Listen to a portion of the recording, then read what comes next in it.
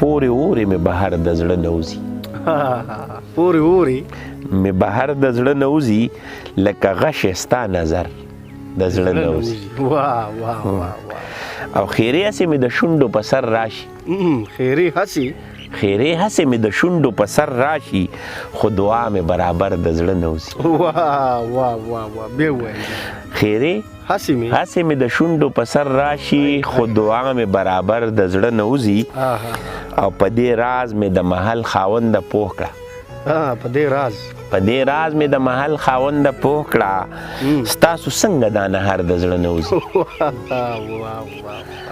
او هغه مینه اډو مینه پاتې نشي اډو مینه پاتې نشي چې په یو بلې باور د زړه نه وځي او بیا خو ژوند داسې د مړو په مثال شي بیا خو ژوند داسې د مړو په مثال شي چې چنار منګې ګودر د زړه نه وځي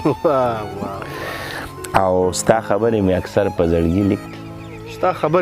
ستا خبرې مې اکثر په زړګي لیک دي ستا خبرې مې اکثر د زړه نه وځي او ښکلې څنګ چې په هنر زړه ته کوزېږي ښکلې څنګ چې په هنر زړه ته کوزېږي داسې څنګ به په هنر د زړه نه وځي او د مومن دیر باجوړ په غم غمجن یم د مومن دیر باجوړ په غم غمجن یم خو په خدای که مې خیبر د زړه نه وځي او د مردان مینې اجازه داسې خپل کړي د مردان مینې اجازه داسې خپل کړي اوس ترې ورو پېښور د زړه نه وځي ملګرو سلامونه نیکې هیلې او ډېر زیات احترامات محبتونه او ښه ساعتونه ومنئ خپرونه ده ستاسو خپله غزلزار او زه یم غازي نادان قدرمنو څنګه چې تاسو ته معلومه ده چې په دې خپرونه کې موږ د لیکوالانو سره کینو د هغوی په ژوند او فن او شاعرۍ خبرې کوو او تاسو سره معرفي کوو او کلامونو ته هم اورو په دغه سلسله کې نن موږ په مردان کې رشاکۍ غلډیر سیمه کې په سید آباد کې ناست یو او دلته زموږ یو ډېر محترم مشر ښاغلی اجازلي خوشحال صاحب ژوند کوي اوسیږي اجازلي خوشحال صاحب ډېره ښکلې شاعري کوي د پښتنو او د پښتو دپاره بلا خدمات دي چېرته چې د پښتو ژبې او ادب کاري نو دي هلته بالکل ولاړي او د پښتو ژبې او ادب خدمت د خپل ژوند اهم حصه ګڼي اجازلي خوشحال صاحب تاسو ته په دې خپله خپرونه کې هرکلی وایم ژوند څنګه روان دی مینه او مننه او ستاسو د راتګ یو جهان مننه ستاسو د دروند نظر یو جهان مننه چې دومره درانه خواږه نظرونه لرئ او تر ما راورسېدئ ژوند ګرانه بس تېرېږي دلته دا مې د ماماګانو کلی و دلته کډن راغلی یم او بس ژوند کوم صحیح دی اجازلي خوشحال صاحب کله درته پته ولګېده چې یاره دننه یو خوشحال هم پروت دی یو شاعر پروت دی کومه وخت ګرانه د شاعرۍ اصل کې د ډېر وخت ډېر ماشومتوب نه په کلاس کې به موږ ګپې لګولې په هغې کې هغه وخت کې چونکې سوچ خو هغه عمره پوخ نه و خو د شعر و شاعرۍ کم چې دغه و په دې نه پوهېدو چې دا ردیف دی دا قافیه ده خو لیکل به م کوله او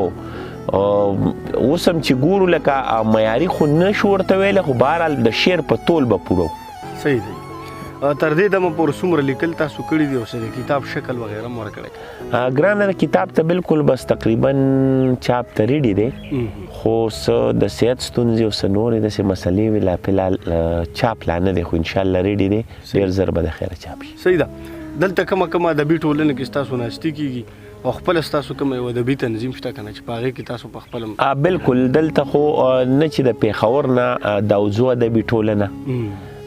بیا دغه شانتې زمونږ په پېښور کې یو ادبي ټولنه وه دلته بیا چې زه رالم نو دلته نیلاب پښتو ادبي جرګه رڼا ادبي جرګه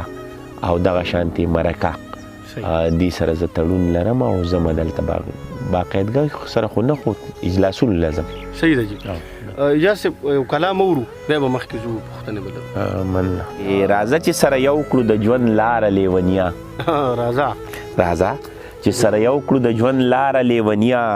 تر څو به یو جدا د مرګ د ډاره لیونیا ډېر او دا ځل به درله ګوته تړم کلکه چې در یاد وي غازي نادان دا ځل به درله ګوته تړم کلکه چې در یاد وي راوړې به دنداسه راله د ښاره لیونیا او سوال درته کومه ګورې ما به په چا مړ کړي سوال درته کومه ګورې ما به په چا مړ کړي ودرېږه راته مه په لویه لاره لیونیا ډېر او د ژوند یوه لازه یوه ګړۍ به داسې نه وي د ژوند یوه لازه یوه ګړۍ به داسې نه وي له ما به چې ته هېر شي چېرته یاره لیونیا او باور لره اجازه دا به وایم چې زه ستایم باور لره اجازه دا به وایم چې زه ستایم ناره به وهم دا د سر د داره لیونیا ډېر اجازه دي خوشحال صاحب داسې یو شخصیت چې هغه په اول کې شاعرۍ ته رالی او ستاسو اصلاح کړي پر ادیب قافیې پوهې کړي یې داسې څوک استاذ ګڼئ خپل ګران لکه زه بار دا یو خبره کوم چې په شاعرۍ کې استادان نه وي البته اصلاح کوونکي که زه ووایم نو غلام حیدر لکه ادبي شخصیاتو سره ملاقاتونه ادبي ټولنو سره مشاعرو سره تر ډېره د زه غلام حیدر معرفي کړی یم صحیح دی کلام اورو چې ډېر مهرباني لومبی به دا یو قطعه او یو شعر درته ووایم وایي د جهاد په نوم مو ډېر کورونه رنګ کړه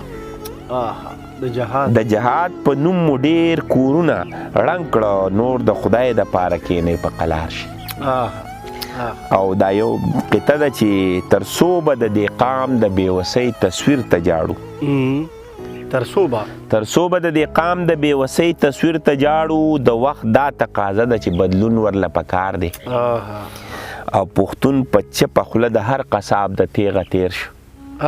پښتون په چپه خوله د هر قصاب د تیغه تیر شو بس نور به داسې نه وي خو پاسون ورله پکار دی او دا یو غزل د هغې مطلب ده چې زما د ساندې ستا سندره زندګي زما د ساندې ستا سندره زندګي د دواړو نه جوړیږي څه کافره زندګي او ما ستا په امامت کې نیت تړلی در پسې یم ما ستا په امامت کې نیت تړلی در پسې یم ما تا ته در بخلې د رهبره زندګي او په زور مې د ښایست وسېزه ما ځان ته لوګی کړه په زور مې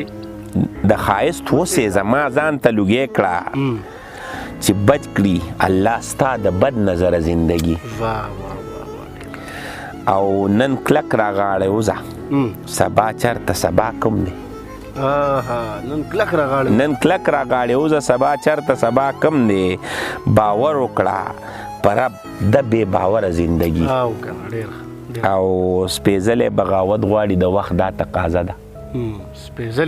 سپېڅلی بغاوت غواړي د وخت دا تقاضا ده مونږ تېره کړه بس په یره زندګي او دا ستا د دې قاتل خاموشۍ نه ډېر یریږم دا ستا د دې قاتل خاموشۍ نه ډېر یریږم زمانه دی وانخلي دا خبره زندګي ډېر زبردست راځه چې دا د زړه خبرې وغورځوو راځه چې دا زړې خبرې وغورځوو شاته راځه چې دا زړې خبرې وغورځوو شاته راځه چې کړو شروع نوې د سره زندګي او زمانه ورکه شوې ده هم دلته ماته یاد شي زمانه ورکه شوې ده هم دلته ماته یاد شي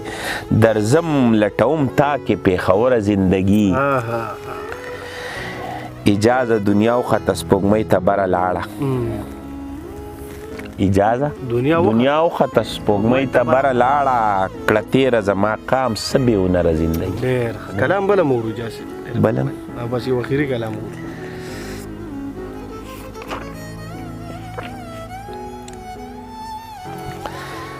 دا د لنډ بهر یو بله غزل دی چې تا پسې په خدای لیونی شوی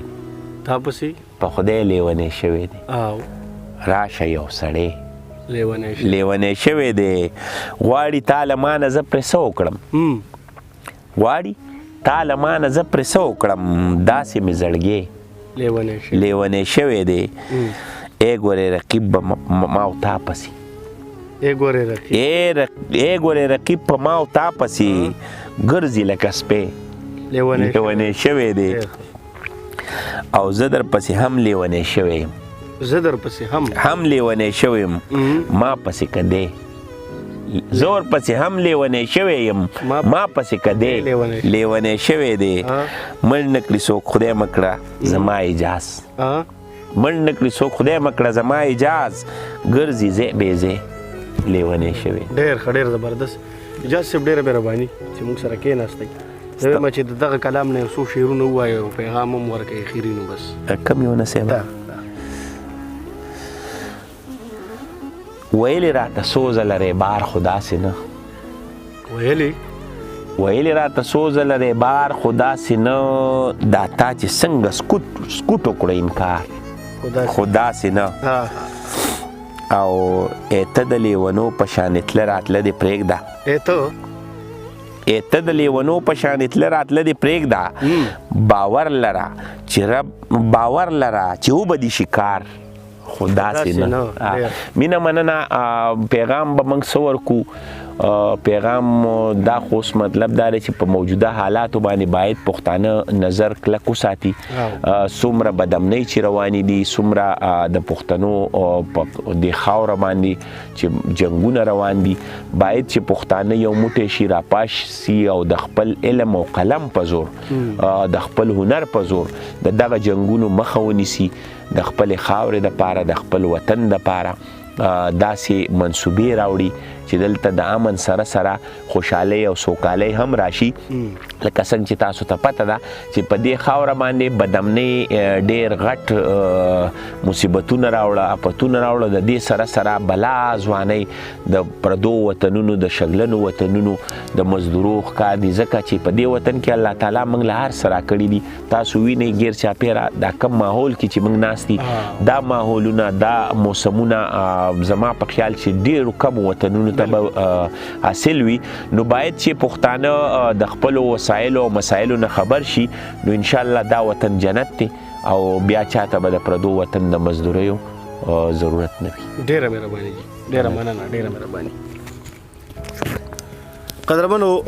اجازه علي خوشحال صاحب را سره تاسو واورېدو د دې خبرې د دې شعرونه او په اخره کې د پښتونولۍ او د ورورولۍ او د قام دپاره ښکلی پیغام زما یقین دی چې دا خپرونه به ستاسو خوښه شي آباد او ښاد